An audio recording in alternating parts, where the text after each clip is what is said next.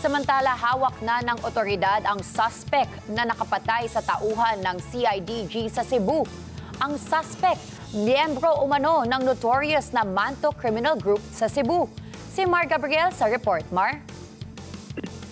Sumuko na sa otoridad ang suspect sa pagpatay kay Police Captain Joel Hernan de Parine na Assistant Chief ng Intelligence Section ng CIDG Region 7. Ayon kay Pasig City Police Chief Colonel Hendrix Mangaldan, bandang alas 8 kagabi nang sumuko sa kanilang presinto kasama ang dalawang konsyal ng Pasig. Sumuko ang suspect dahil umano sa pressure sa isinasagawang nationwide manhunt ng otoridad. Agad namang ibinyahe pabalik sa Cebu ang suspect para harapin ang kanyang kaso kasama ang iba pang kapwa niya akusado na naaresto sa Cebu. Kinumpirma ni Police Regional Office 7 Director Brigadier General Red Maranan na dumating na sa Cebu ang suspect na si Leonardo Manto Jr. kasama ang mga operatiba ng Cebu City Police Office.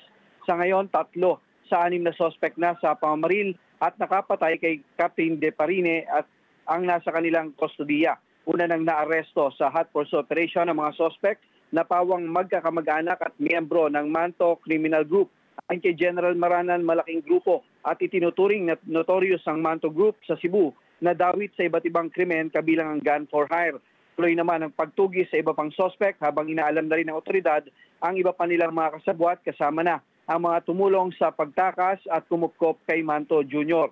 Nasawi si De Parine habang sugatan naman ang kasama niyang si Police Executive Master Sergeant Archie Altero matapos pagbabarili ng mga suspect sa gitna ng kanilang surveillance operation noong October 25.